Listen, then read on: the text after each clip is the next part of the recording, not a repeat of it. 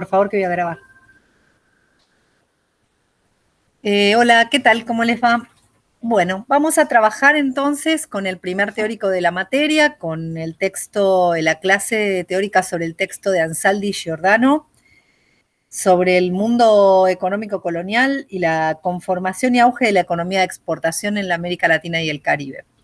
Vamos a trabajar el texto de Waldo Ansaldi y de Verónica Giordano, La construcción de un orden, un texto de 2012, que, bueno, tiene gran valor porque es un texto de síntesis y de madurez, como obra de Waldo Ansaldi, que es un historiador argentino muy prolífico, que trabaja en la Universidad de Buenos Aires, en la Facultad de Ciencias Sociales, como docente, junto con Verónica.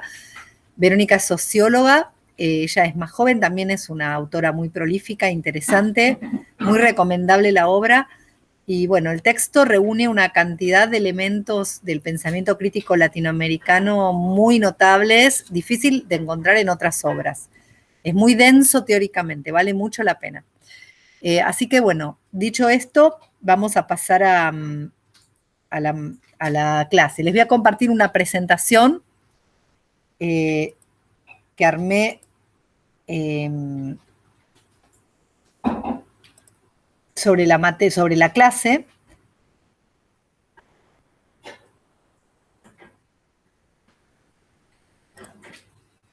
Bueno, acá me imagino que están pudiendo ver la pantalla. La bibliografía adicional, las fuentes y recursos didácticos recomendables para esta clase, adicionales a la bibliografía obligatoria, además del texto de Giordano y acá voy a señalar además del texto de Giordano y de Ansaldi y Giordano, tenemos el muy recomendable el texto de Vitale, también sobre los modos de producción y formaciones sociales en América Latina, el de Bertolaio Campo, que es también un texto reciente, y como fuentes clásicas, un texto de Furtado de la economía latinoamericana desde la conquista ibérica hasta la Revolución Cubana, que es un texto del 73, y el de Astori sobre que trata sobre las controversias del agro latinoamericano, un libro de Claxo, también muy considerado un clásico a esta altura. Los dos son fuentes interesantes sobre el periodo. Recursos audiovisuales, también pueden ver el video de Diamond sobre armas, gérmenes y acero, sobre los destinos de la humanidad, que está en YouTube. Este material se los voy a dejar para que lo puedan tener y profundizar ustedes la lectura cuando puedan. Aquí tenemos un poco el recorrido de qué vamos a hacer. Vamos a analizar algunos elementos conceptuales y obras de referencia y vamos a plantear el posicionamiento basado en el texto de Ansaldi y Giordano, Wallerstein, de Sousa Santos. Vamos a ir recorriendo algunos de los planteos. Ustedes, los que cursaron sistemas económicos comparados, ya los conocen, porque vimos el texto de Wallerstein sobre las teorías reconstitutivas en esa materia, y acá vamos a retomar algunas de esas posiciones.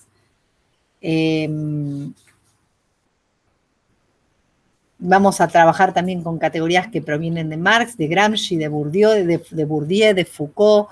Bueno, todo es pensamiento crítico, pensamiento social crítico y pensamiento crítico latinoamericano. Dicho eso, voy a hacer alguna mención en relación con este asunto, con la posición que vamos a asumir para abordar la materia en general, pero particularmente la cuestión latinoamericana, que remite a lo que son lo que son las epistemologías del sur, que es una propuesta relativamente novedosa, ya tiene unos años, que realizaron un grupo de intelectuales latinoamericanos, entre los que se destaca Boaventura de Sousa Santos. Aquí tenemos un breve videíto de 6 minutos en donde explica en una breve entrevista que le hacen el profesor Boaventura, que es un destacado intelectual brasileño, su posición acerca de el modo en el que resulta, digamos, apropiado, interesante pensar la epistemología en nuestro tiempo.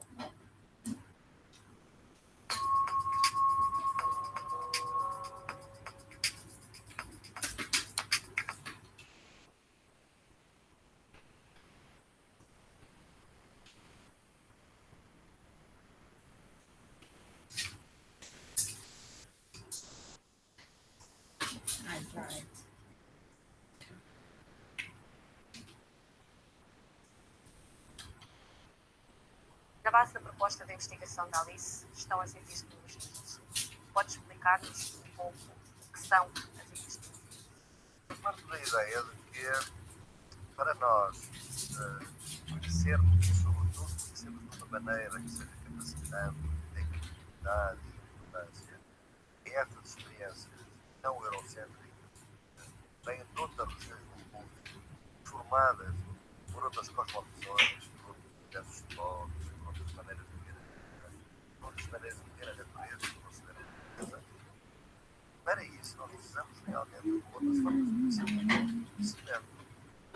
Eurocêntrico, nas ciências sociais e, aliás, nas outras ciências, que também tem muito mais uma especialização cultural que você pode imaginar, esse conhecimento foi construído para não valorizar essas outras experiências.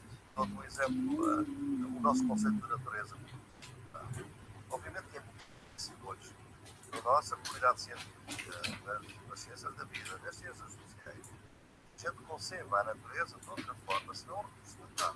O rio é um objeto, as montanhas são objetos, os mares é para explorar, o petróleo é para explorar pelo butano, podemos explorar esses produtos todos sem nenhuma dificuldade. Ora bem, esta concepção de natureza é uma concepção eurocêntrica. Há outras concepções. No meu trabalho, ao longo das minhas investigações, é que a natureza é um ser não está separado de nós somos parte da natureza e, portanto, a natureza não é um recurso natural. A natureza é a terra-mãe de onde vem tudo. Portanto, nós não podemos agredir a nossa mãe. Podemos matar a nossa mãe. Mas é outra concepção. Como é que eu vou, com o conhecimento científico eurocêntrico, para analisar estas coisas? Se eu o fizer desta forma, eu descredibilizo que são loucos. Então, a natureza é mãe.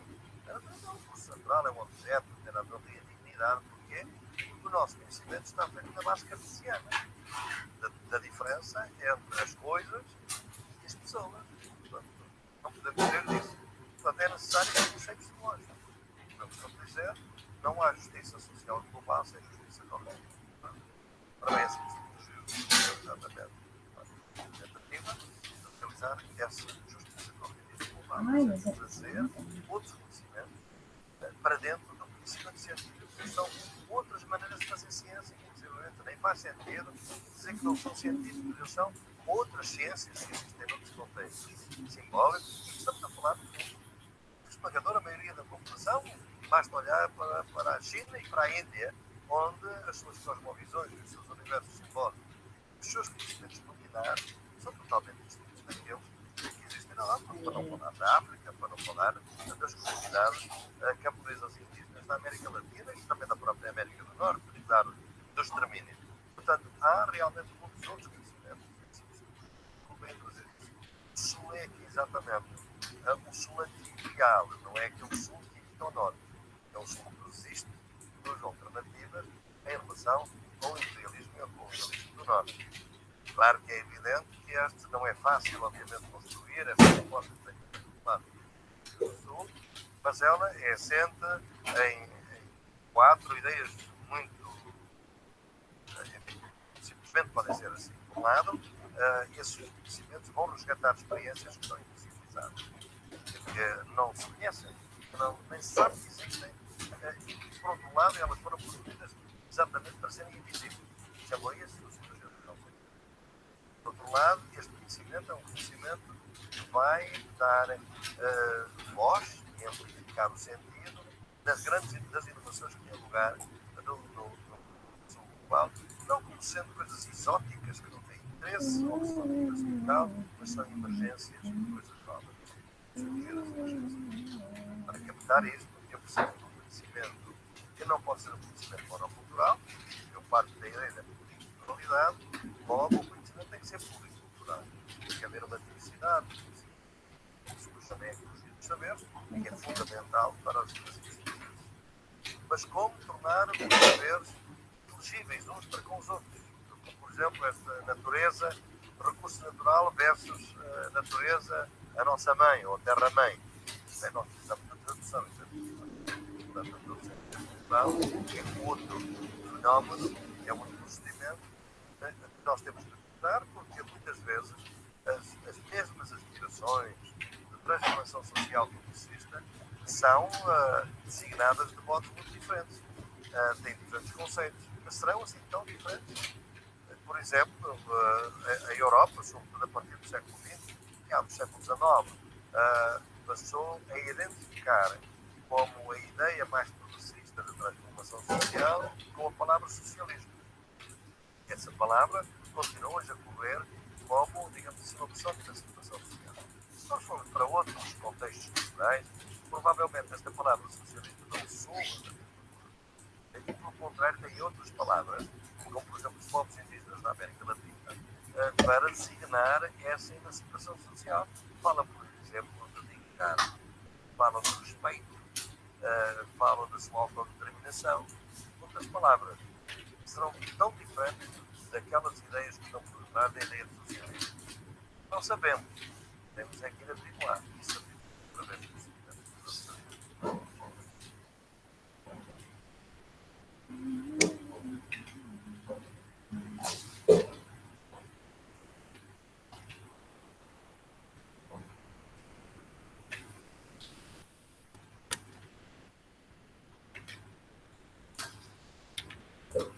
Bueno, continuamos entonces.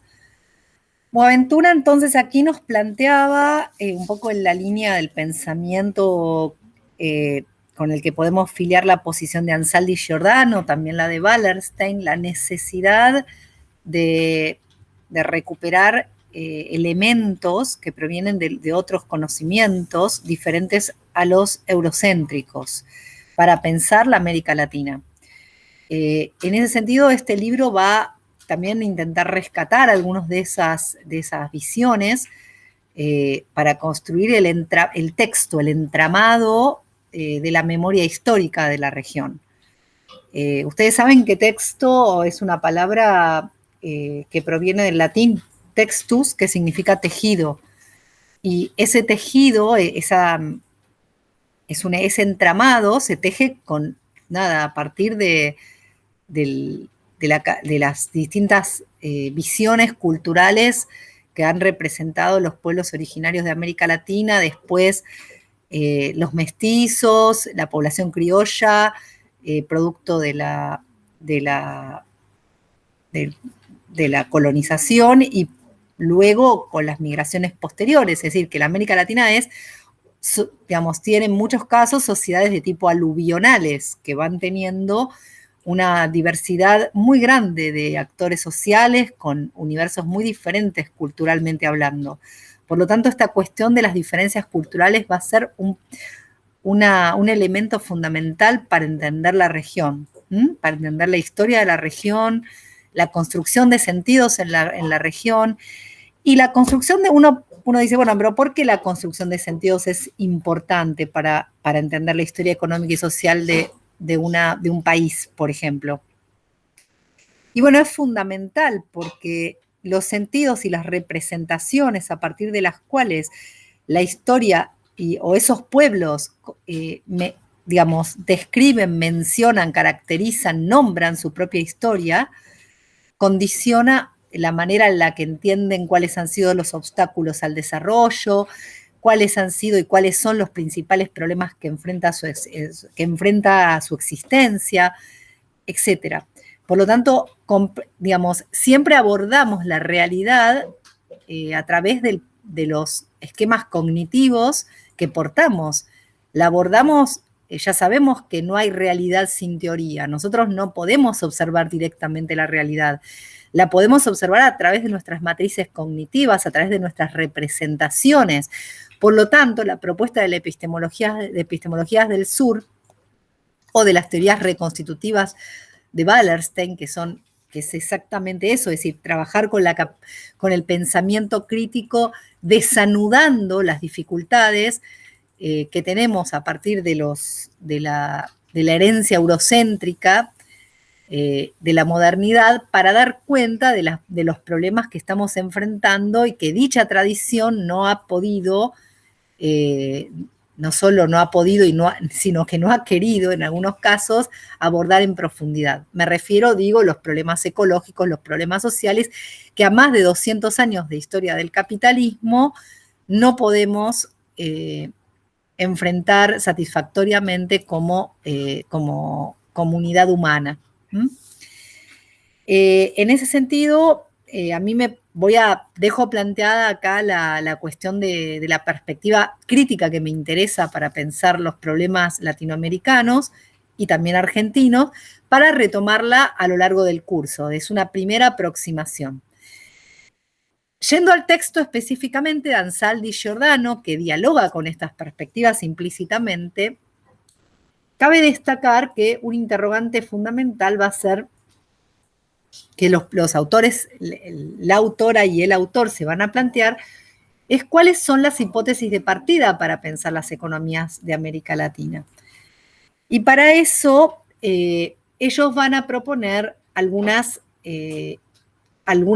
hipótesis que a modo de repaso vamos a recuperar. Repaso porque ustedes ya vieron historia latinoamericana y mundial, económica latinoamericana y mundial, y seguramente les van a resultar familiares.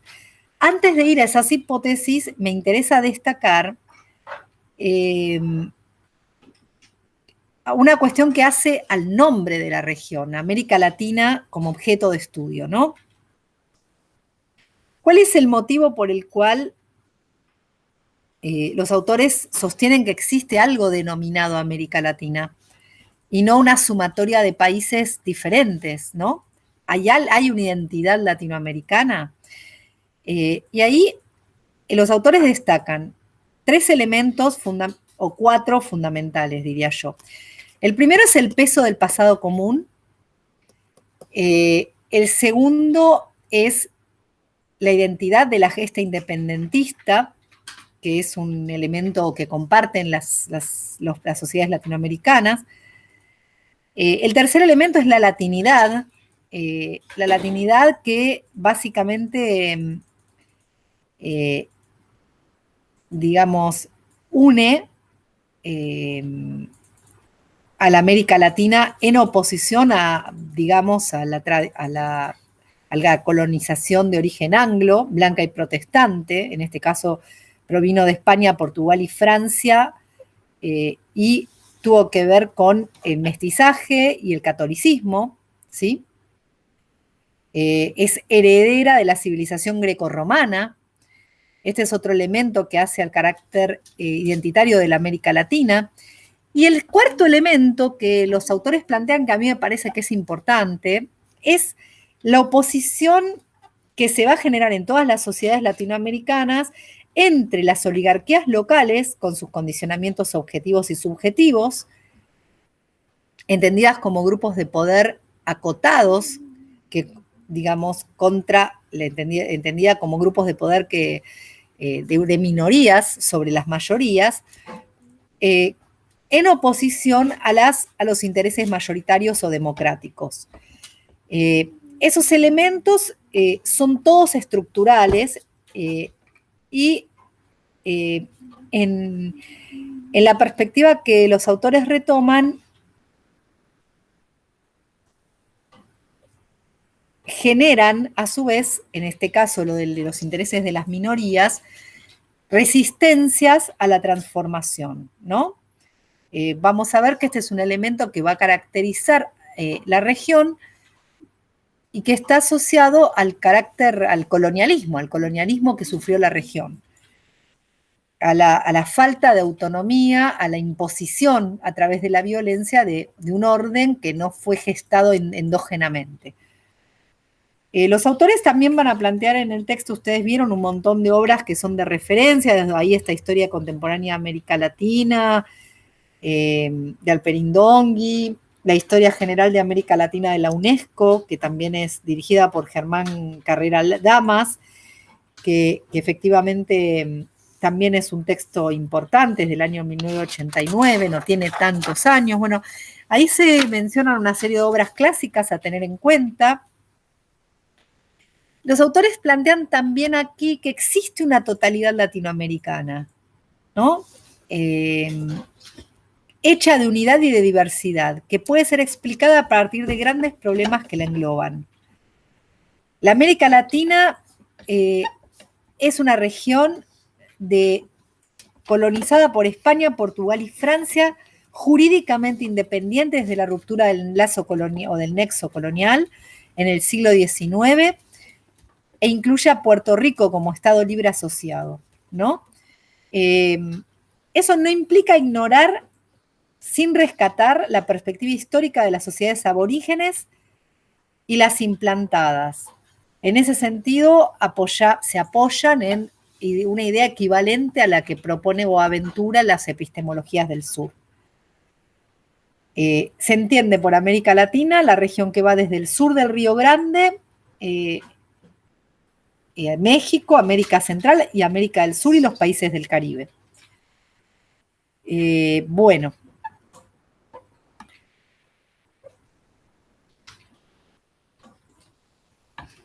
El problema del poder, en ese sentido, para pensar la América Latina, va a ser un problema fundamental.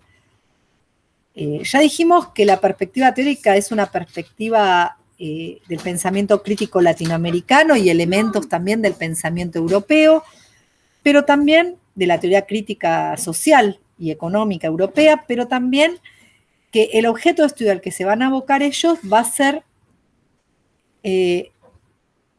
básicamente el problema del poder en la región, es decir, un problema que aparece bajo la forma de orden. El problema del poder, dicen los autores, citando a Norbert Lechner, un pensador de origen alemán, pero que vivió muchos años en Chile. Lechner planteaba que el orden es la forma de aparición del poder. Es decir, el orden que tenemos naturalizado como si no existiera otro posible es la forma concreta fenoménica del poder. Y en ese sentido es relacional. Es un poder que es de clase, es pluridimensional, tiene multiplicidad de expresiones en lo micro, en lo macro, ¿no? Siguiendo a Foucault, y conlleva siempre violencia, siempre coerción, además de consenso, digamos, porque obviamente la hegemonía no se puede ejercer sin algún grado de cooperación o de consenso. Por lo tanto, la violencia física y simbólica van a estar presentes siempre, pero también algún grado de cooperación. La construcción de representaciones en torno de ese orden, o de, digamos, el orden que es el disfraz que se pone el poder, ¿no? Nos aparece con un disfraz de orden. Esas representaciones que justifican y legitiman el orden de cosas constituyen un campo de disputa intra e interclase. También intra e interétnica y también en relación con los géneros. Por lo tanto, la educación tiene como función intentar desarmar esas representaciones, problematizarlas, pensarlas, ¿no? A través de la crítica. En ese sentido, vamos a trabajar a lo largo del curso. La dominación se expresa en la propiedad de los medios de producción en el sentido marxista clásico, pero también en el control de los medios de administración y coerción del Estado, así como en el control de los medios de comunicación y consenso. ¿Sí? Acá va a ser importante pensar el rol de las clases dominantes, pero también de las clases auxiliares, como son los intelectuales, que participan en la producción de la hegemonía de una manera sumamente importante en la construcción de representaciones. Y también están los sectores o las clases subalternas, donde hay una amalgama de fuerzas sociales, de fracciones de clase, que van a ir variando según las sociedades.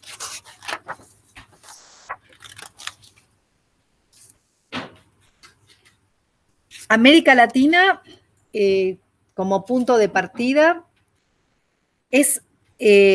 posee un orden que se constituyó a través de una modernización conservadora y dependiente, junto con la construcción de los estados modernos a fines del siglo XIX.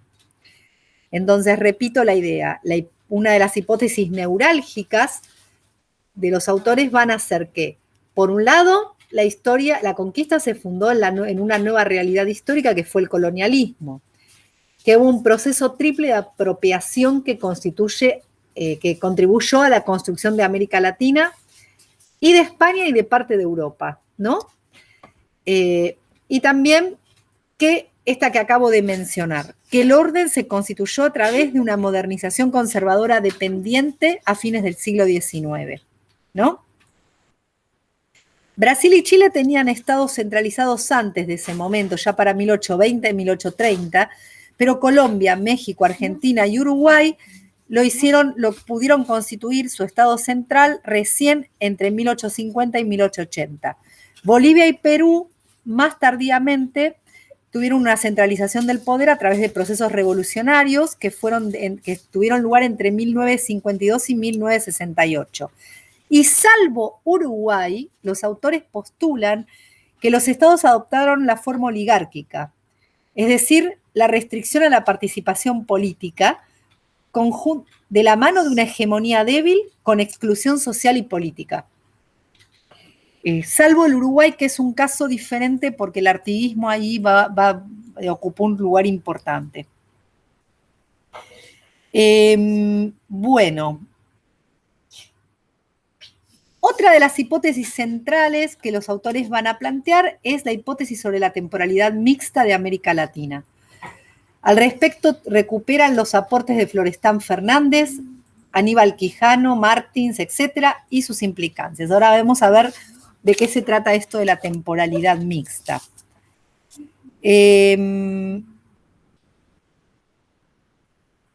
Ahora lo vamos a retomar. Me interesa decir antes de retomarlo que América Latina es un término que, bueno, ustedes saben que los pueblos originarios no llamaban América Latina, obviamente, a estas tierras, sino Abya-Yala, existe cierto consenso en que esa es una denominación común y actualmente, digamos, lo siguen haciendo. Y Aya de la Torre propuso Indoamérica como alternativa, y la terminología, la historia, digamos, el término de América Latina es un término asociado claramente a cómo los europeos nombraron a la región, ¿no? Que estuvo vinculado a Américo Vespucio, y fue un nombre claramente impuesto como el modo de dominación. La América Latina, los autores destacan que es un horizonte que se está construyendo en y desde su pluralidad, que no es una identidad acabada y construida, y que es una identidad porosa, ¿no? Atravesada por grietas, por múltiples complejidades. La conquista que se realizó mediante el uso de la violencia implicó como, bueno, ustedes saben que, bueno, ahí los autores mencionan algunos de los datos fundamentales. Era una región que incluía a 80 millones de habitantes cuando llega Colón, ¿no? Era un quinto de la población terrestre. Europa tuvo que cambiar su cosmovisión a raíz de estos viajes de conquista, porque tuvo que incorporar, existía Asia y África pero bueno, tuvo que incorporar a esta nueva región, al mapa de lo existente. Y el colonialismo se constituyó a partir de la conquista en el modo de dominación al que quedó sometido la región. Ahí hay una ruptura, en primer lugar, de la identidad porque se genera un nuevo biotipo, el mestizaje, digamos, que dio lugar al amerindio. El mestizaje, que es una especie media entre el europeo y el indio, el aborigen, el original, los pueblos originarios, ¿no? Efectivamente, esta América Latina, entendida como hija del colonialismo, sus brutalidades, miserias y contradicciones, así como del patriarcado, es el punto de partida de la lectura que estos autores realizan. También va a ser muy importante la presencia de población afrodescendiente. Entre el 1500 y el 1538 comienza la llegada de los primeros esclavos a América Latina, al territorio del Brasil, digamos, que fueron objetos de la negación de la alteridad humana, realmente que sufrieron niveles de violencia extremos. Esta población también se va a mixturar con la población originaria, dando lugar a diversidad, una diversidad racial que es única en la región, digamos, la existencia de zambos, la existencia de mulatas, mulatos, zambas, además de mestizos y de, digamos, que son los típicamente llamados criollos, que va a nutrir la cultura, la cosmovisión, el arte, la economía, la música, cualquier dimensión que se analice. La presencia de lo afro en América Latina es sumamente importante, mucho más de lo que se le ha reconocido, tal como muestran muchísimos estudios, digamos que de fines del siglo XX. Entonces, me parece importante, además de mencionar esto, que se trata de una región con estas características estructurales como punto de partida. ¿Cuáles son, me interesa profundizar aquí, cuáles son a qué se refiere con la triple apropiación que contribuye a la construcción de la América Latina? Y también de los conquistadores, de las potencias que conquistan. ¿Cuáles son? Básicamente la apropiación de tierras, obviamente con la naturaleza que portaba, la riqueza, lo que hace a metales, biodiversidad, etc. La apropiación de hombres a través del sometimiento en el trabajo y la apropiación de mujeres, que si bien también son sometidas como fuerza de trabajo, tienen el plus de haber sido sometidas a través de la violencia sexual. Las mujeres en América Latina, igual que en cualquier territorio colonizado, y incluso también en las guerras, en general sufren la violencia sexual, el sometimiento sexual, de una manera que no lo sufren los hombres, y el cuerpo de las mujeres va a tener una importancia fundamental en lo que hace a la reproducción, ¿no? No solo al placer sexual, sino a la reproducción. Y ahí es donde esa triple apropiación es fundamental para comprender el tipo de sociedad que se va gestando en la América colonizada. Las sociedades originarias eran estamentales, y van a tener lugar diferenciaciones de clase posteriormente con la conquista, en donde el color de la piel va a ser un elemento de diferenciación social muy importante. Bueno, en esa diferenciación social, ustedes saben que los españoles y los blancos, ya sea de España y Portugal, principalmente estaban en la cúspide del poder, los criollos y los blancos americanos luego, los mestizos posteriormente, los mulatos, zambos y negros libres por debajo, y finalmente los esclavos e indígenas eran la base de la pirámide social, los sectores más sometidos y castigados y menos reconocidos en esas sociedades. Esa diferenciación social al interior de las sociedades latinoamericanas en gran medida persistió hasta nuestros días. La discriminación a las personas de color es algo que atraviesa la discriminación en la mayor parte de nuestros países.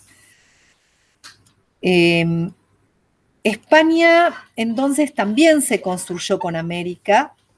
Recientemente, al momento de la conquista, habían expulsado a los moros y judíos y acarreaban una fuerte represión sexual derivada del rol de la Iglesia, muy represora e intolerante, y por eso a su vez ejercieron una violencia terrible sobre las mujeres en la América Latina.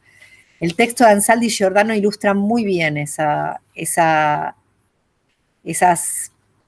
experiencias terribles, fundantes, de la nueva sociedad que emerge a partir de la conquista y del colonialismo. Cito, en la página 84 los autores dicen: el colonialismo fue entonces fundador de América. Interrumpió las dialécticas constitutivas e inauguró las dialécticas constituyentes que definieron la identidad de los pueblos americanos como pueblos colonizados. Eliminadas sus instituciones o adaptadas por los conquistadores para mayores y más eficaz explotación y dominación, perseguidos y destruidas, a menudo totalmente, sus culturas, sus valores y hasta la vida de su gente, negado el derecho a ejercer sus propias creencias religiosas, perseguidas y anuladas sus lenguas y hasta la memoria histórica, los pueblos autóctonos americanos fueron capaces de generar formas de resistencia originariamente fragmentarias y fragmentadas, dispersas y múltiples. El colonialismo los unificó bajo un mismo poder omnicomprensivo. Unidad en la diversidad. Es decir, que la hipótesis es que el colonialismo y la experiencia violenta fundante del colonialismo va a ser lo que une la resistencia a los pueblos de la América Latina. El colonialismo que después, cuando pasamos a la post-procesos independentistas, va a engendrar y va a agudizar y va a continuar mutando en las relaciones de dependencia y las relaciones imperialistas, va a ser entonces un elemento fundante de esta unidad en la diversidad. El colonialismo engendró América. Antes no existía, dicen los autores, un ser imaginado, moldeado por otros desde entonces, a través de la revolución anticolonial.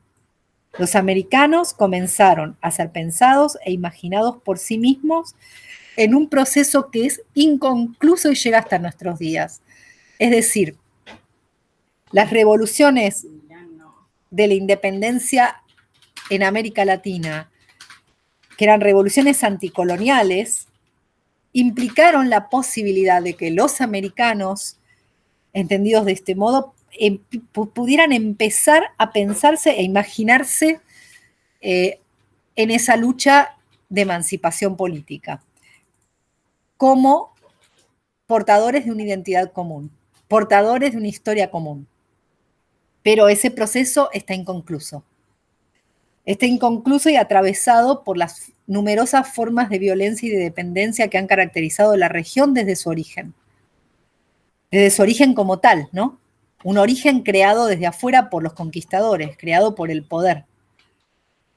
La expansión de la desigualdad imperialista, ya sea en América como en Asia, como en África, generó sociedades estructuralmente desiguales en lo que hace a la clase, al género y a la etnia. Eso es típico de las formaciones capitalistas periféricas, que América Latina, digamos, y América Latina es una de ellas. El colonialismo engendró una temporalidad mixta en América Latina. Lechner dice: el control del tiempo es parte central de la posesión y el ejercicio del poder, en particular en las sociedades precapitalistas. Florestan Fernández, sociólogo brasileño, Quijano, etcétera, van a plantear que en América Latina la modernización se realiza de modo segmentado y según ritmos que requieren la fusión de lo moderno con lo antiguo o lo arcaico, generando modernización de lo arcaico y arcaización de lo moderno. Esto no rompe con el antiguo sistema colonial ni supera el posterior proceso histórico y conduce al surgimiento y consolidación del capitalismo dependiente. Se combinan rupturas y continuidades teniendo en cuenta que predomina la conciliación, una revolución dentro del orden y no contra él. Lo que va a ser clave aquí es la relación entre las clases. En América Latina nacen y crecen gracias a la nueva conjunción de privilegios internos con la explotación interna. Las clases dominantes en América Latina son, desde su origen, portadoras de privilegios otorgados por las potencias extranjeras.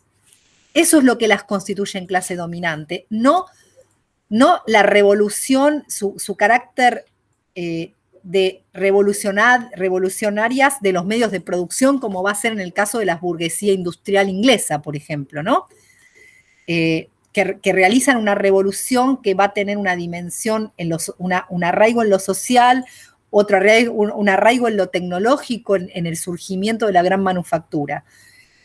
Y que en la medida en que no se puedan mantener en su posición a partir de los procesos de competencia capitalista, intercapitalista, van a dar lugar a nuevas composiciones de esa clase. Eso no va a ocurrir en América Latina. Las clases dominantes en América Latina surgen y se consolidan de la mano de los privilegios que los europeos otorgaron a ciertos sectores de las clases criollas antes del proceso de las guerras de la independencia. Y en ese sentido, los cambios revolucionarios no van a generar una modificación, una ruptura completa de esos privilegios, sino una fuerte continuidad.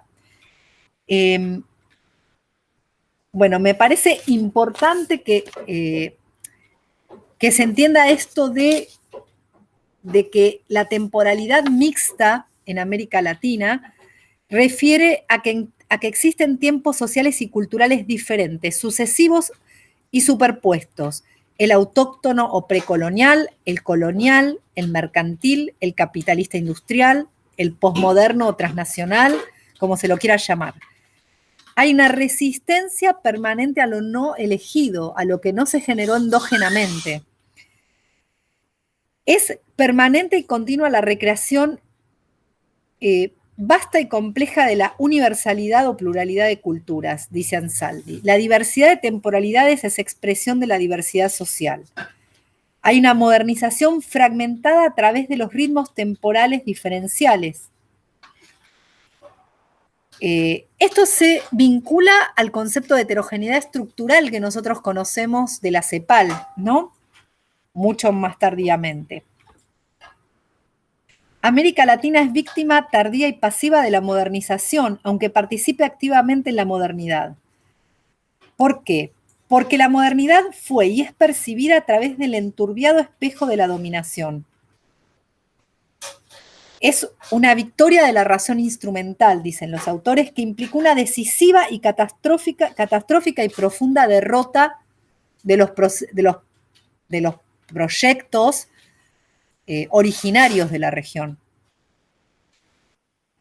Es decir, que la modernidad fue y continúa siendo percibida por vastos sectores a través del enturbiado espejo de la dominación. Espero que estas nociones que estamos planteando rápidamente, un poco a modo de repaso de las materias previas, las podamos retomar cuando trabajemos el texto de Ferrer, por ejemplo, o tratemos de pensar la cuestión social a partir de los análisis de otros autores como Adamowski, etcétera, que vamos a ver a lo largo del curso. Esto de los tiempos mixtos, lentos y mixtos, es muy importante. Después lo vamos a retomar entonces. Es una historia diferente del tiempo, un tiempo diferente de la historia. Hay una racionalidad propia. incluso hay algunos autores que plantean que hay una simultaneidad de todos los tiempos. ¿Vieron que cuando uno viaja por América Latina, por ejemplo, se va al norte de Argentina, se va a Jujuy, a la zona de la Puna, donde están los pueblos, bueno, collas, que están muy emparentados con los pueblos originarios bolivianos. Y uno siente que entró en otro tiempo, que entró, es decir, cuando ve el mercado indígena de La Quiaca, que limita entre La Quiaca y Villazón, en Bolivia, realmente uno siente que entró en el mundo andino, que eso no es la modernidad, que es otro tiempo, en donde las cabras, donde las collas venden sus quesos de cabra, sus verduras, sus tubérculos, sus tipos de papa, su maíz, sus tipos de maíces y su mazamorra, y está todo, todo expuesto de una manera que nos hace sentir que entramos en el pasado, ¿no? Eso es muy típico de la región. A eso se refiere la simultaneidad de los distintos tiempos históricos que atravesó la región que no terminan de pasar, ¿no? Siguen, y es una resistencia cultural, eso es una resistencia cultural, que penetra también en la economía, penetra de una manera muy importante y constituye un límite a la introducción de las tecnologías productivistas que el capitalismo impulsa, ¿no? Bueno, otro comentario más sobre esto. En América Latina el pasado no es nostalgia, es o puede ser vivencia del presente. Es una relación tensional entre el pasado y el presente. Las estructuras del pasado viven en lo contemporáneo. No es que se piensa lo pasado, no, el pasado vive en ese mercado, ¿sí? Vive en el carnaval, en la diablada, ¿sí? Vive en las fiestas en los distintos momentos del carnaval, en las zonas, de Salta profunda, donde el canto con caja, las bagualas, las coplas, son parte de esos rituales que hacen que el pasado continúe vivo en el presente. Su mediación, dicen los autores, frena el proceso histórico, lo lentifica. Y las instituciones del pasado son percibidas como naturales, ¿no? Con sus valores y deshistorizadas. Predomina una actitud fatalista en estas regiones, especialmente de las que tienen más arraigo con el pasado, resignada frente a las posibilidades de transformación que muchos autores en América Latina, especialmente desde la sociología crítica, han opuesto de alguna manera o han planteado como un contrapuesto, digamos, la perspectiva de una sociología de la historia acelerada. No me voy a meter en esto, pero lo dejo planteado para el que quiera profundizar, que tiene que ver de alguna manera con dejar de, digamos, de percibir como naturales esas instituciones y plantear un protagonismo menos fatalista, ¿no? Que permita avanzar hacia un futuro diferente. Bueno,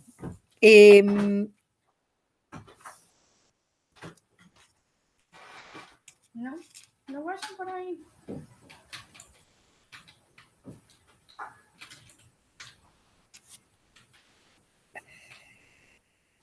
vamos a ver entonces que vamos a ver entonces que estos elementos que han caracterizado la configuración estructural originaria en su génesis de la América Latina, de las sociedades latinoamericanas y del Caribe, van a estar presentes incluso hasta nuestros días. So, vamos a tratar de ligar estas hipótesis con los distintos análisis que vayamos pudiendo hacer a lo largo de la materia.